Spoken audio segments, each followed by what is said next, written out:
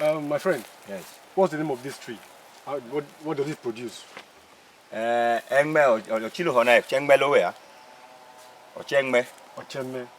That's a Cola nut. Okay. Chengme lowe ya. How many of it do you have here? Do you know the number? Very plenty. Very plenty. Une gaga. Une ne anu ye ja tata anua. Okay. In what time of the year? What season does it bring out fruit? Benko poche pana. Obiwa. Ikulowo ke ha. Obiwa ogwalgbe palipi hai. Okay. Then I see there's no fence here. There's no fence. But there's this that represents the fencing. Yes, okwo inacho engme no hona milea. So olelo ya lo nyole na yo are that. Achege penyi punu ge nyo henchi chilo wale mma. So abu hona anu ngele bi family olumma. Anu olo ije mma. But achege ho. Abu pipo chilo chele achege ho. So olelo hona aige no hona oche lo male ko do fige yo pi lo anu le mma fige yo.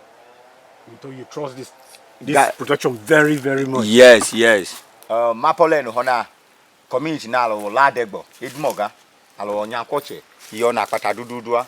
So mole lo hona ajika alo jeko we chocho la duduba but aman abalo lo wale chemo we chali plema o talo lo fi benka alo li egene man.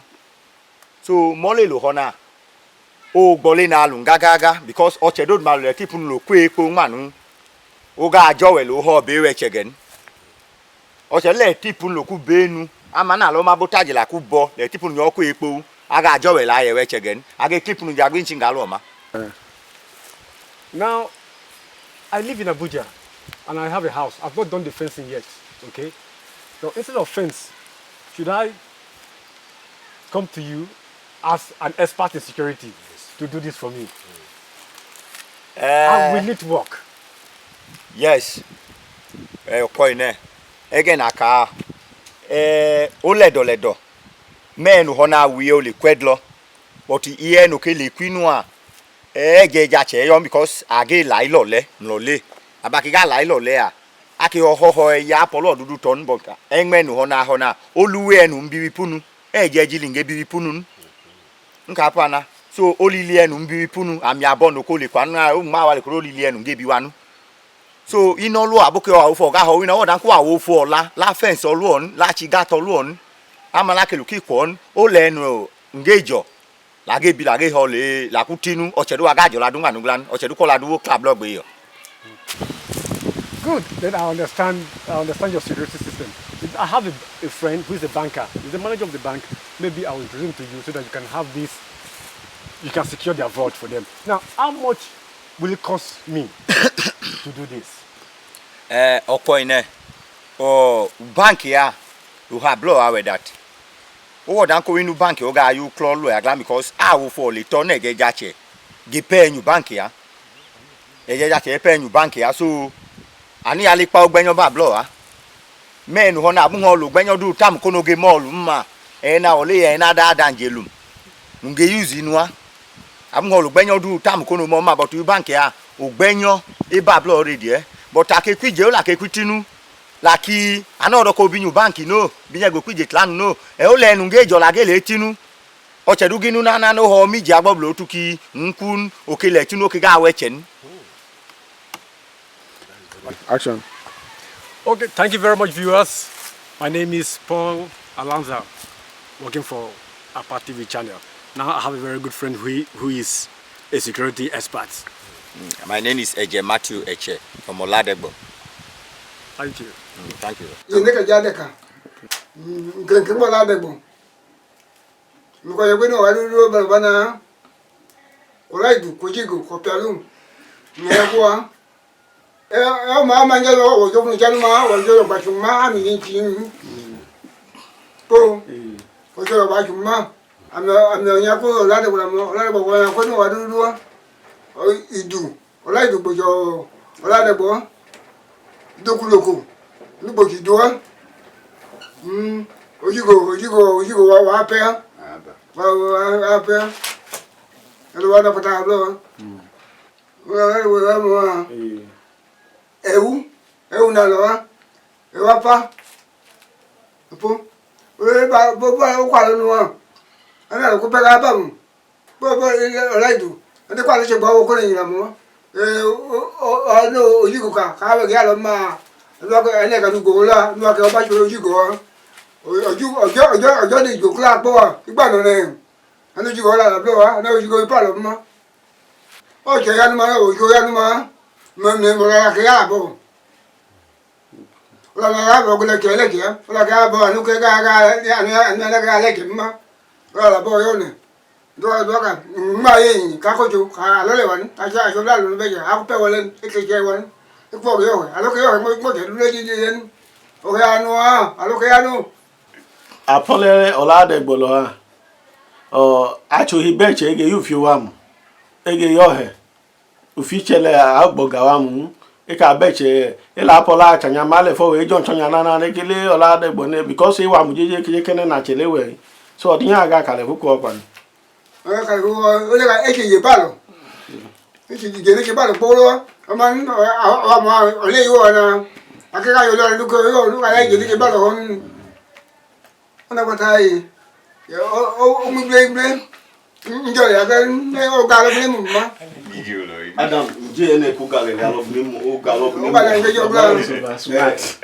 ona patana no walo bu ni mo ha ona patana no walo bu ni mo ha la kinyo ye bole ginu ha afenu oyo odochi na ji oya nu akenu wa luklo lo egi wamu egi lutabo no ya utabo ma ega odina bile yo shelu tabo mo ni ba le ko tabo wa o le na lo ya le ko le na lo ka lu o le kle ko tabo le kle o abona pata yo anko le da che no ge nya blo nyo kela lo na be ke je ja no go la de bo pe nyo gbe ko nyo o ka ko la le bo ko yo ala no yo le amna me na ya ko yo ka yo ka jo no ko ni ka ne ku bi ku ke ba jo ya ku bi aji pi yo na ya blo no ka lo je ko ya blo no tai jo ta blo na o fo le ke tan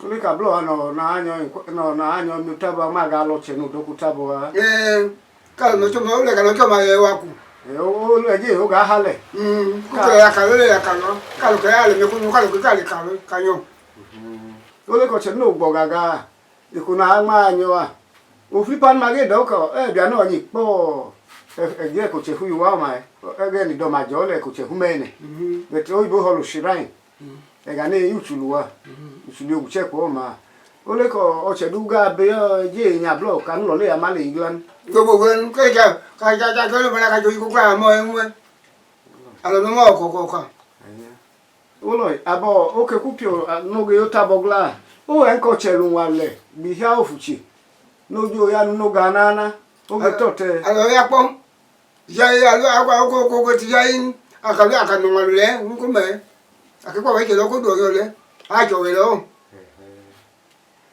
o we ne se lo ma ijenu ene ne be ko de taba de no toche no do kun alwa ko no ku ya lo a o de tote lo te ke no wale le ne olo ala di pio ka nje de yo ku vie benka lo ripo ngoko ka ka odid mo ga do be pe wola de gbo ga gweka so odi we fe ka le ga gba ne anya cho etani ga gwa ma ejina danka ne abono lege le tu halene o wole anu tu hale na le mo ati ko iga ye owo ko klet mo ge hajena uwi na lo tete pa lo pule fowe betabo na uwi ana lo ja tole agbata moja ma wole ana ijini yo jila loja ebio fole lo hegran uguwi to aflani de ko tete a uflani ge gaduma gama ba ile baba bobu ne jajelua abone ga no uflani lo tu uwe chi upam no hago ha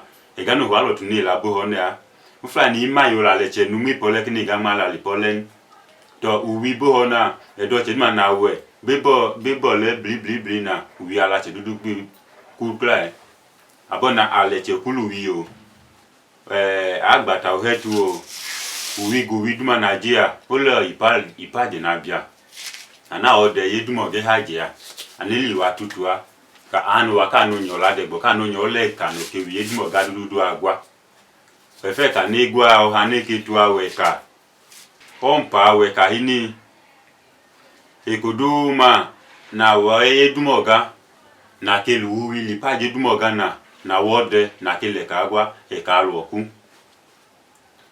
ompa inu o dan ka ini alu echipa klompa yo e ka lu oku ometa ekuduma na le tu ekuduma na le petu klo ajogbo même le dîner ni parti nyoyo fumo ha o de ma no kwebe he klompa nu ajo klompa nu mo o lo konu su klompa nu e ka loku egene na kan ke kupio edumo ga e nke ga wo wigen ke nyola ni pongme echelego ha ka gole ka gal wo wi ka no kwije wa ka na no leko no che no ku bi mete wale a e ka loku po anu ya na o de lo konu ko konu ni ga gwe ka lo la de go ha agbata menu nyola agbata hetu ne fu ko la yina anu ya ni igwe ka ma lo la de go ha e ka la de go ni nyo gwa anu ha blo ha igwe ka nchichi no e ka lefu efunu ho because a cho yi ka abo no che ma no gwe ka ma ocho ma watch no yellow biobi li pedmo ga Nigeria